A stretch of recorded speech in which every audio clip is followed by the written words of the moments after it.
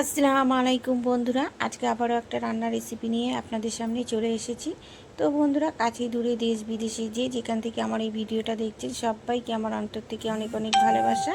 তো আশা করি যে যেখানে আছেন সবাই ভালো আছেন, আল্লাহর রহমতে আমরাও খুব ভালো আছি। তো আজকে একটা গ্রাম বাংলার সাবেকি রান্না নিয়ে আপনাদের সামনে চলে এসেছি, আপনারা পুরো ভিডিওটা দেখতে থাকুন। তো আলু দিয়ে চাল কুমড়ো ভাজি রেসিপি বানিয়ে আপনাদের সঙ্গে শেয়ার করব। তো আমার এই ভাজি শেষের লুকটাই প্রথমে আপনাদের সামনেই তুলে ধরেছি বন্ধুরা। আর দেখুন, দেখতে কত সুন্দর লাগছে, কতটা লোভনীয় হয়েছে। এইভাবে কিন্তু চাল কুমড়ো দিয়ে আলু ভাজি রেসিপি বানালে এটা গরম গরম ভাতের সঙ্গে, রুটি পরোটা সব কিছুর সঙ্গেই কিন্তু আপনারা খেতে পারবেন। তো চলুন বন্ধুরা, মূল পর্বে যাওয়া যাক। এখানে আমি একটা চাল কুমড়ো নিয়েছি, আর চাল কুমড়োটা কাঁচা, মানে টাটকা, আমি এখনই কেটে নিয়ে এসেছি। দেখুন, গায়ে একদম কাঁটা কাঁটা লেগে আছে। তো আমরা এই চাল কুমড়োটা কিন্তু মানে পুরোটা লাগবে না বন্ধুরা, অর্ধেক হলেই আমার হয়ে যাবে। তো আমরা এখানে অফ ক্যামেরায় কেটে ধুয়ে পরিষ্কার করে নিয়ে ফিরে আসছি বন্ধুরা।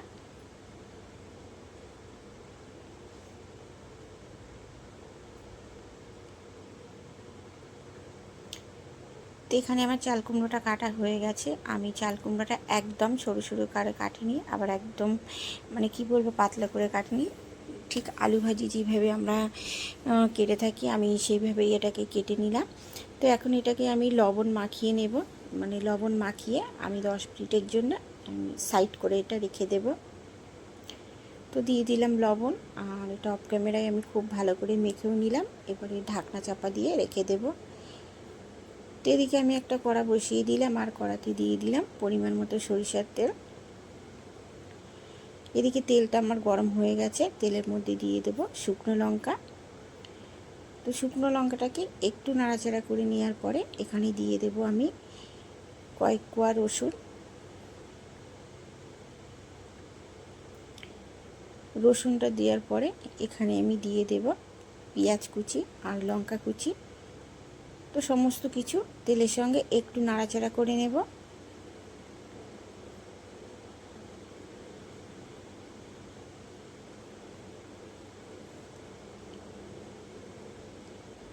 তো সমস্ত কিছুই আমার তেলের সঙ্গে একটু নাড়াচাড়া করা হয়ে গেছে। এরপরে আমি দিয়ে দেব অল্প করে একটু গোটা জিরে। তো জিরেটা দেওয়ার পরে আবারও একটু নাড়াচাড়া করে নেব। আবারও একটু নাড়াচাড়া করে নেওয়ার পরে এখানে আমি টুকরো টুকরো করে কেটে রেখেছিলাম দিয়ে দেব আলুগুলোকে। তো আলুগুলো দেওয়ার পরে পেঁয়াজ, কাঁচা লঙ্কা, শুকনো লঙ্কা, জিরে সব কিছুর সঙ্গে আলুটাকে একটু ভাজা ভাজা করে নেব।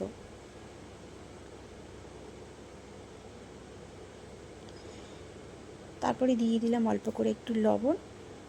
লবণটা দেওয়ার পরে আমি আবারও আলুটার সঙ্গে খুব ভালো করে মিশিয়ে নেব।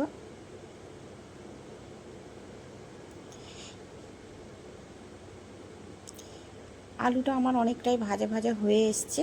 এরপরে আমি এখানে দিয়ে দেব হলুদ গুঁড়ো, আর কালারের জন্য দিয়ে দেব অল্প করে একটু কাশ্মীরি লঙ্কার গুঁড়ো। দেওয়ার পরে সমস্ত কিছুর সঙ্গে খুব ভালো করে এটাকে মিশিয়ে নেব। খুব ভালো করে মেশানো হয়ে গেছে। আর এদিকে আমি যে চাল কুমড়োটাকে লবণ মাখিয়ে রেখে দিয়েছিলাম, কতটা জল বার হয়েছে দেখুন বন্ধুরা। এরপরে এই জলটাকে চেপে চেপে আমি চাল কুমড়োগুলোকে ওই আলুর মধ্যে দিয়ে দেব। তো আমি জলগুলো চেপে চেপে এই যে আলুর মধ্যে দিয়ে দেব। এখানে আমার আর জলের প্রয়োজন হবে না। তো যে সমস্ত বন্ধুরা আমার ভিডিওটা দেখতে দেখতে এই পর্যায়ে চলে এসেছেন, লাইক করনি বা লাইক দিতে ভুলে গেছে, তো বন্ধুরা প্লিজ একটা করে লাইক করে দেবেন, কারণ আপনাদের একটা করে লাইক আমার অন্য একটা ভিডিও বানানোর জন্য উৎসাহিত করে বন্ধুরা। আর আপনাদের একটা করে লাইক আমার কাছে অনেকটাই মূল্যবান। তাই বন্ধুরা প্লিজ লাইক দিয়ে ভিডিওটা দেখার পুরো অনুরোধ রইল। তারপরে আলুর সঙ্গে চাল কুমড়োটাকে খুব ভালো করে মিশিয়ে নিচ্ছি দেখুন বন্ধুরা। তো খুব ভালো করে মিশিয়ে নেওয়ার পরে এটাকে আমি ঢাকনা দিয়ে 5 মিনিটের জন্য চাপা দিয়ে দেব। আমি বাকি রান্নাটাকে ঢাকনা চাপা দিয়ে দিয়েই রান্না করব। এখানে আমার আর জলের প্রয়োজন হবে না। আমার এখানে আলু অনেকটা সিদ্ধ হয়ে গেছে, আর চাল কুমড়োটাকে যেহেতু লবণ মাখিয়ে রেখেছিলাম তাই অনেকটা নরম হয়ে গেছে, আর অনেকটাই আমার হয়ে গেছে, আর জলের প্রয়োজন হবে না।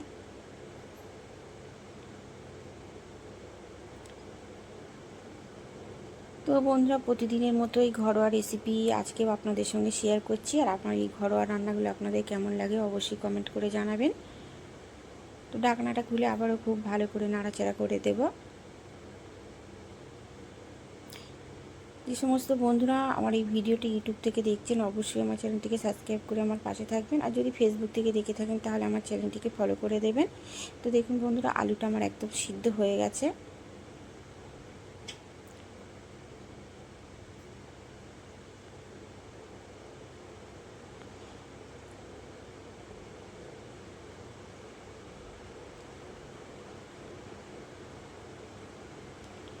আলু দিয়ে চাল কুমড়ো ভাজির রেসিপিটা আমার একদম প্রায় শেষের দিকেই বলতে পারেন বন্ধুরা।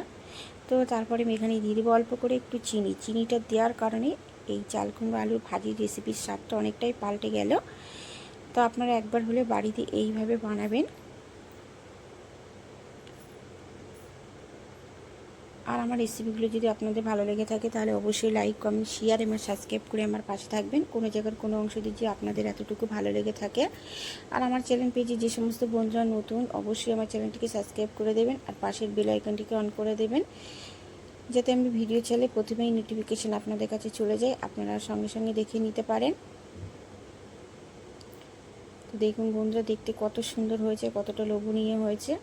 আর এটা কিন্তু খেতেও দুর্দান্ত হয়েছিল। তারপরে এখানে আমি একটা পাত্র নিলাম, এবারে নামিয়ে নেব।